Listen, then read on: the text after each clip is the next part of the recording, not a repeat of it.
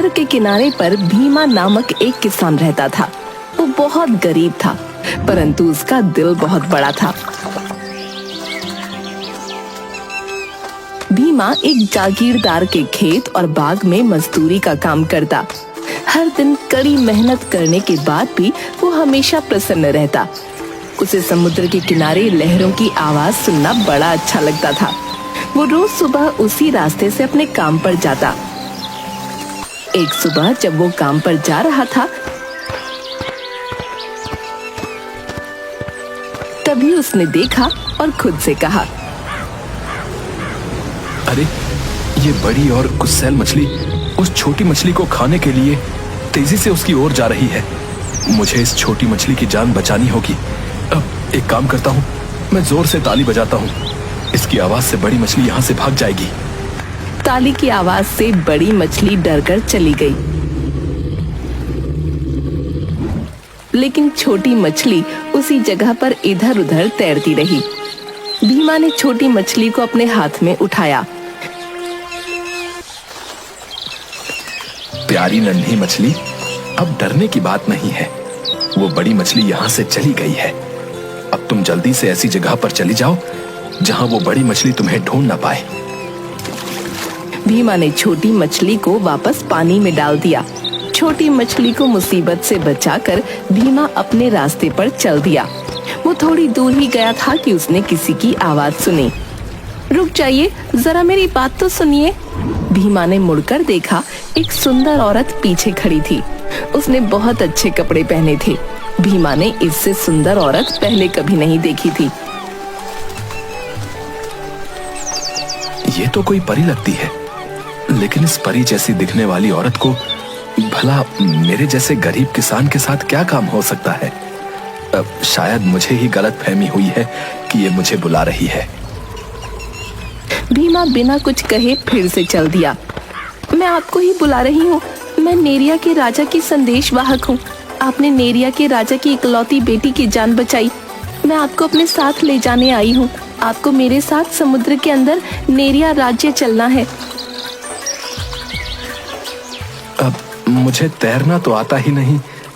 आपको तैरना नहीं पड़ेगा, आप बस मेरे साथ समुद्र के किनारे चलें। मैं एक मछली हूँ, मैं आपको नेरिया राज्य में ले जाऊंगी। ठीक है, मैं आपके साथ चलता हूँ।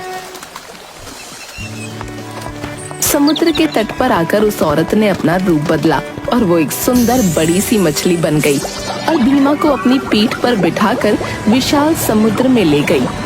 विशाल समुद्र के तल में चली गई, जहाँ पर नेरिया राज्य था। वहाँ पर नेरिया के राजा और बहुत से लोग भीमा के स्वागत के लिए पहले से खड़े थे। उन्होंने भीमा का स्वागत किया। नौजवान, आपका हमारे नेरिया राज्य में स्वागत है। हम सब आपके बहुत आभारी हैं, जो आपने हमारी राजकुमारी के प्राणों की रक्षा की। भीमा को अभी भी समझ नहीं आ रहा था कि वो किसके बारे में बातें कर रहे हैं। तभी राजकुमारी ने अपना रूप बदला और वो छोटी सी मछली बन गई, जिसके प्राण भीमा ने बड़ी मछली से बचाए थे। वो फिर अपने रूप में आकर बोली, आपका बहुत बहुत धन्यवाद। अगर आज आप ना होते तो मैं यहाँ जीवित खड़ी नहीं होती।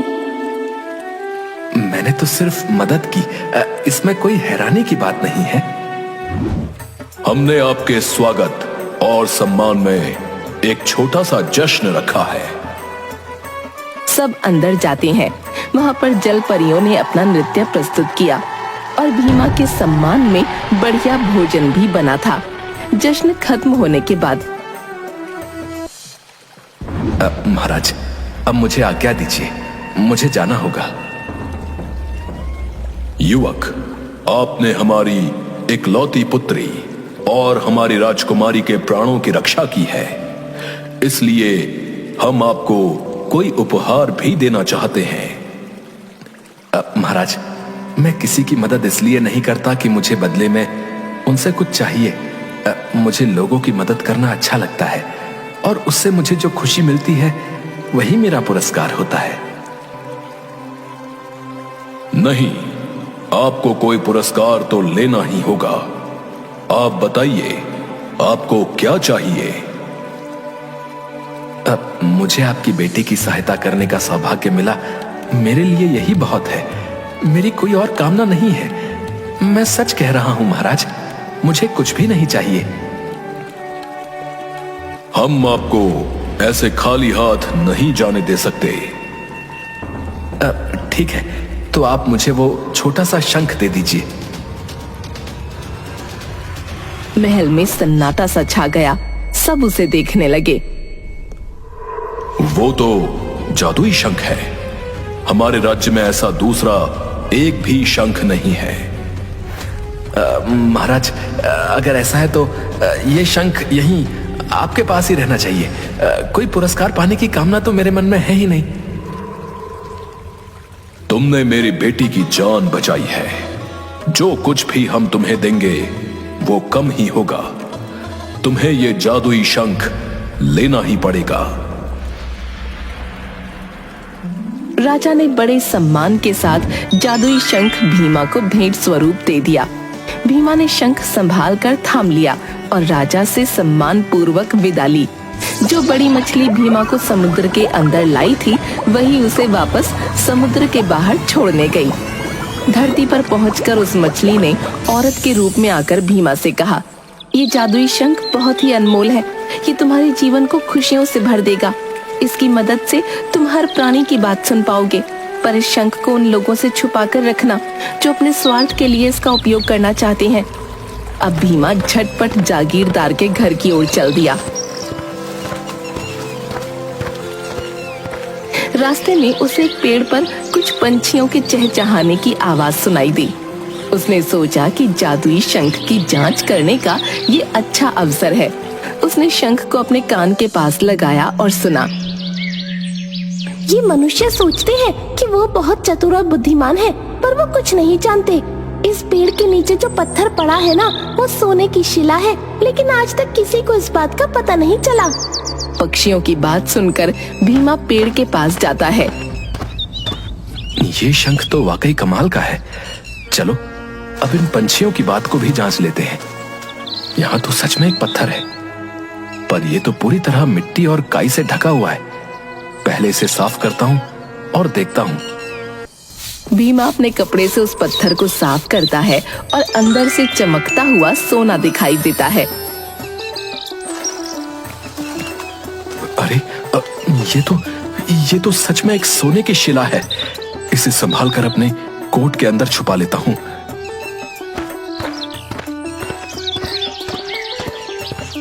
वो जागीरदार के घर पहुंचता है। घर के दरवाजे पर उसे एक संदेश दिखाई दिया। नोटिस पर लिखा था, जो कोई भी मेरी बेटी को ठीक कर देगा उसे मुंह मांगा इनाम मिलेगा। बाग में काम करते समय उसने कई बार उस लड़की को देखा था। वो सदा मुस्कुराती रहती थी। अक्सर बाग में लाल चिनार के पेड़ के नीचे पक्षियों को दाने खिलाया करती थी। मनी मन भीमा उसे इंद्रधनुष राजकुमारी बुलाया करता था। वही इंद्रधनुष राजकुमारी बीमार थी। जीवन में पहली बार भीमा उदास हो गया। मैं अपनी इंद्रधनुष राजकुमारी को बीमार हालत में नहीं देख सकता। मुझे उसे ठीक करना ही होगा, चाहे जो भी हो जाए। हाँ, मैं उसे जरूर ठीक करूंगा। वो हवेली के अंदर जागीरदार के सामने जाता है। क्या बात है भीमा, तुम यहाँ क्या कर रहे हो? मैं आपकी बेटी की सहायता करना चाहता हूँ। मैं उसकी बीमारी ठीक कर सकता हूँ।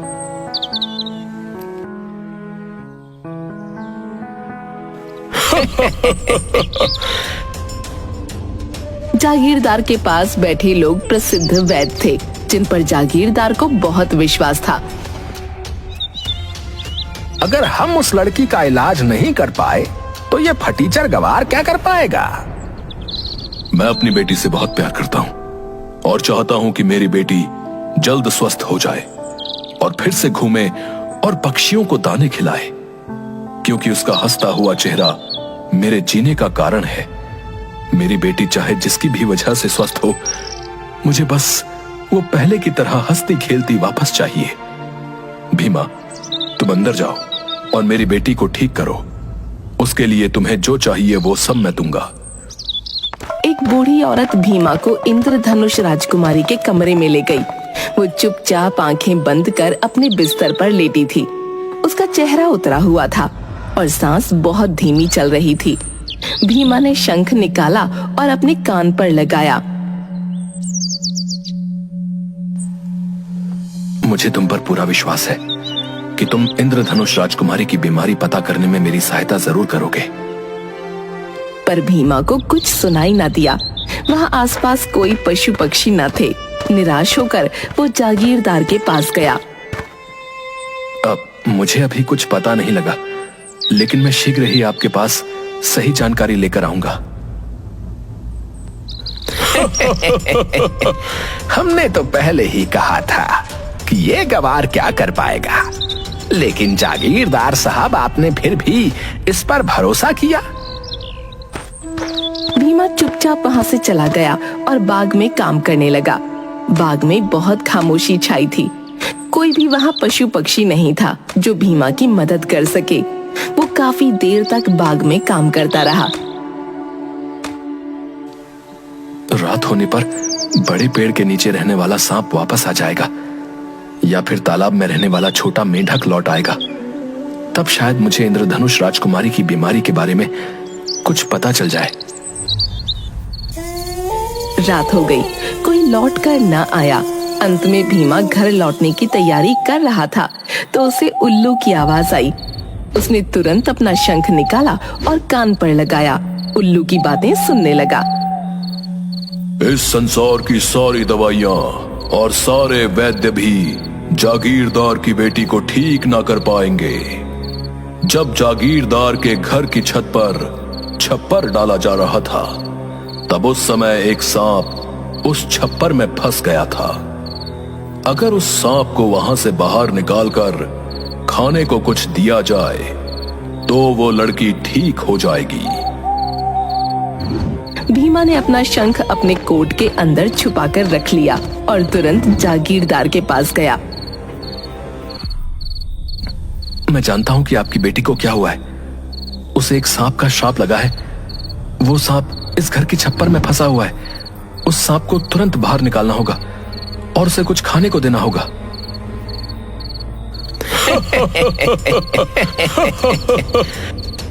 अभी जाकर छप्पर लगाने वाले को बुलाओ। उन्हें कहो कि इस घर का सारा छप्पर उखाड़ फेंक दें। छप्पर लगाने वाले आते हैं। तुम सब जल्दी ही इस घर के पूरे छप्पर को उतार कर नीचे रखो। इसमें एक सांप फंसा हुआ है। जी मालिक, हम सब जल्दी ही ये काम पूरा कर देते हैं। उन्हें छप्पर की घास में फंसा एक सांप दिखाई दिया। भीमा, तुम बिल्कुल सही कह रहे थे। यहाँ तो सच में एक सांप अधमरी हालत में पड़ा हुआ है। बेचारा बहुत तकलीफ में है। जल्दी इसके खाने के लिए कुछ लेकर आओ। जागीरदार स्वयं उस सांप को खिलाता है और धीरे धीरे सांप थोड़ा हिलने लगता है। फिर वो सांप रेंगते रेंगते आगे जाने लगता है। तभी इंद्रधनुष राजकुमारी अपने बिस्तर से उठकर खड़ी हो गई। जागीरदार की खुशी का ठिकाना न रहा। वो भीमा से बड़ी विनम्रता के साथ बोला, तुमने मेरी बेटी को स्वस्थ किया है। इस उपकार के लिए मैं तुम्हें कुछ देना चाहता हूँ। तुम्हें जो चाहिए वो तुम मुझसे मांग सकते हो। वैसे तो भीमा को दूसरों की सहायता करने में ही सुख मिल जाता था, लेकिन जीवन में पहली बार उसने अपने लिए कुछ मांगने का सोचा और ईमानदारी से कहा, जमींदार साहब, मैं आपकी पुत्री इंद्रधनुष राजकुमारी को बहुत पसंद करता हूँ और उनसे विवाह करना चाहता हूँ। अगर आप सच में मुझे कुछ देना चाहते हैं तो मेरा विवाह आपकी पुत्री के साथ कर दीजिए।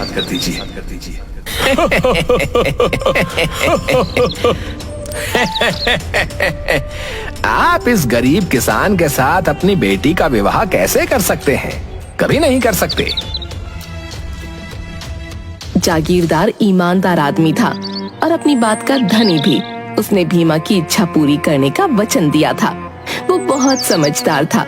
उसने खूब सोच विचार कर भीमा से कहा, ठीक है, मैं अपनी बेटी का विवाह तुम्हारे साथ कर दूंगा, परंतु मेरी एक शर्त है। तुम्हारे पास इतना धन होना चाहिए कि तुम मेरी बेटी की जीवन भर अच्छी देखभाल कर पाओ।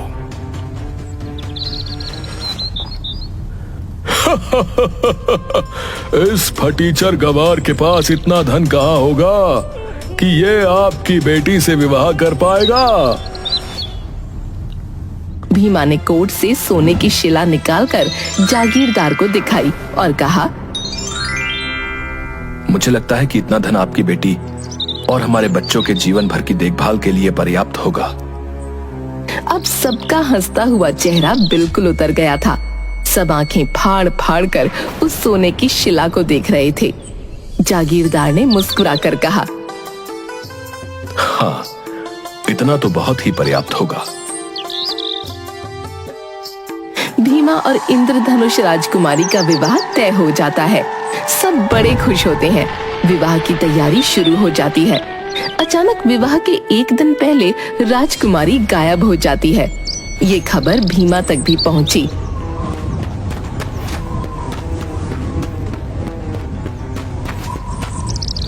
क्या हुआ जागीरदार साहब?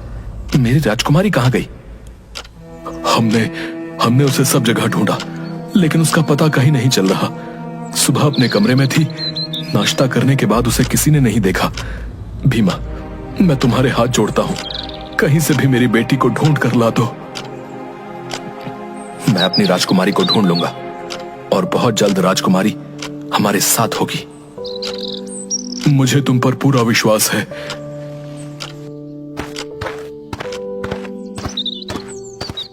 भीमा जादुई शंख अपने कान पर लगाकर सुनने की कोशिश करता है, लेकिन उसे कुछ भी सुनाई नहीं दे रहा था। 2 दिन हो गए, राजकुमारी का कुछ पता नहीं चला। न जाने क्यों ये जादुई शंख कुछ नहीं बता रहा है। यहाँ कुछ भी पता नहीं चल रहा है। शायद मुझे कहीं और जाना होगा। जादुई शंख, तुम्हें मेरी मदद करनी होगी।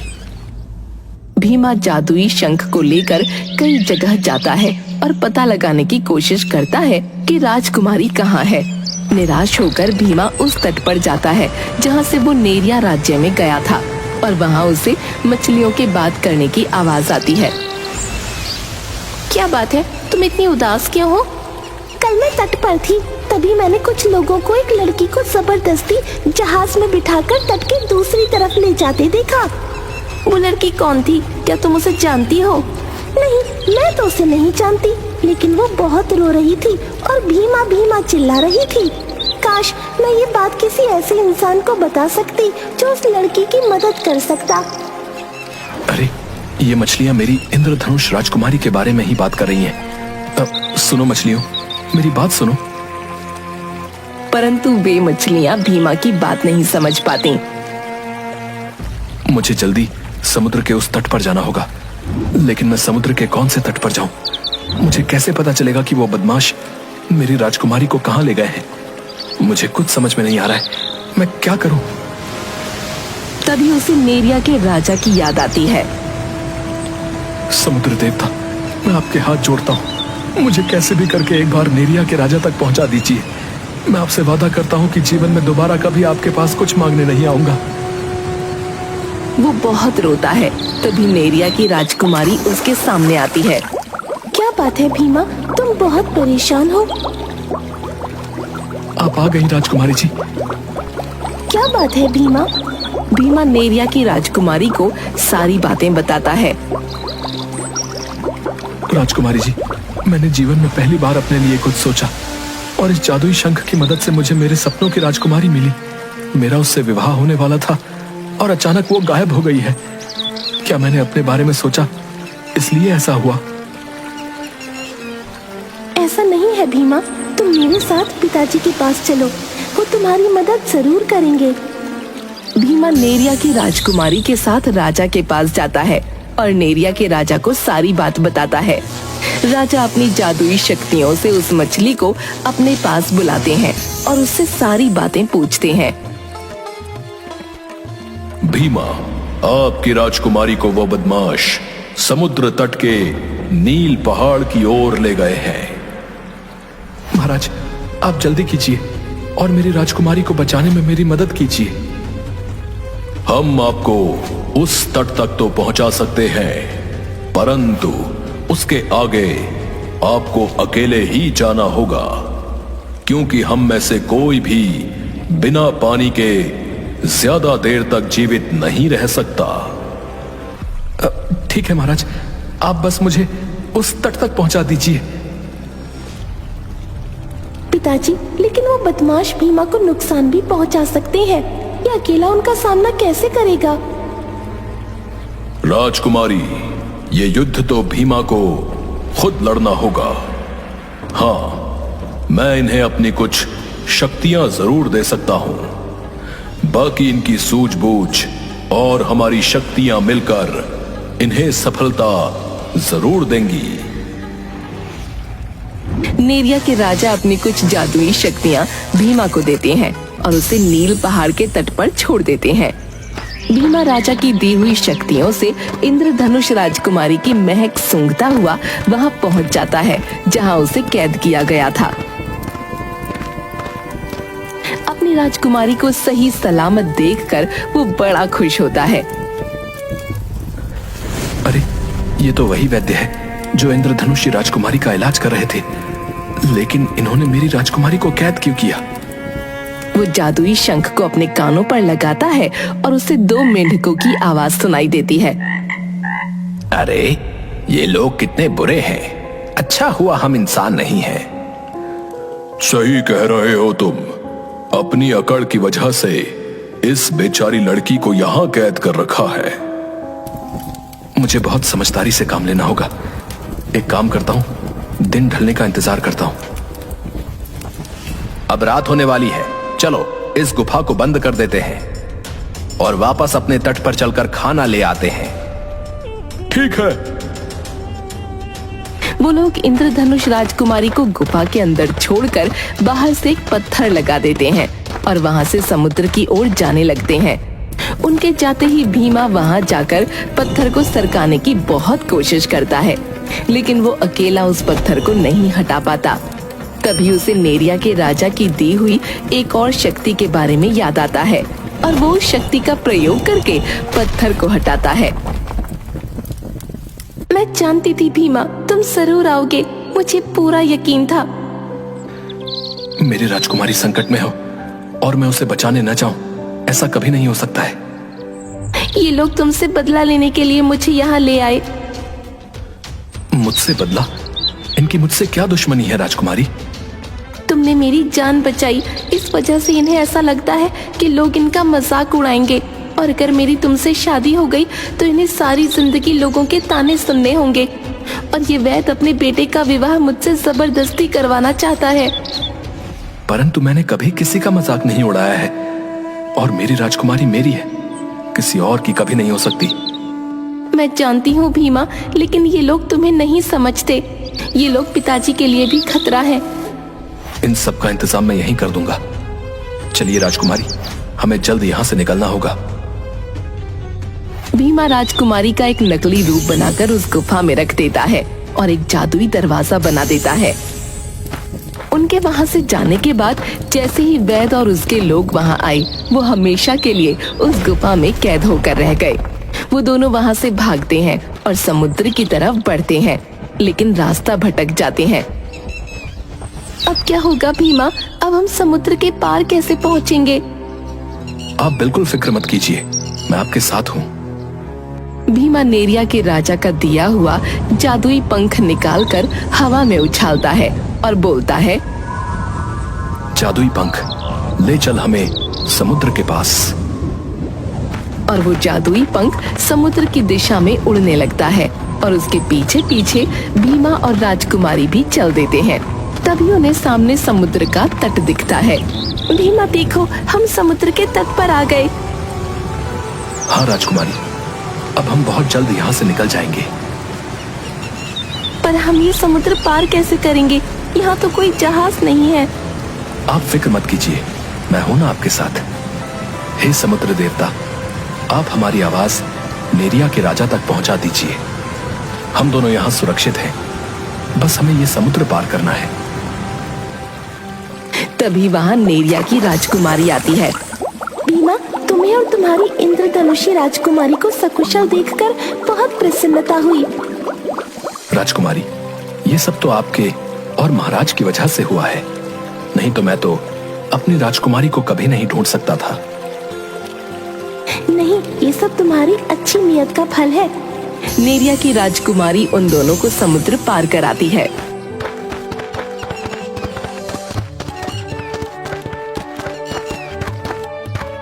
भीमा और राजकुमारी सही सलामत घर पहुंच जाते हैं। जागीरदार सबको सकुशल देख बहुत प्रसन्न होता है और सब मिलकर रहने लगते हैं।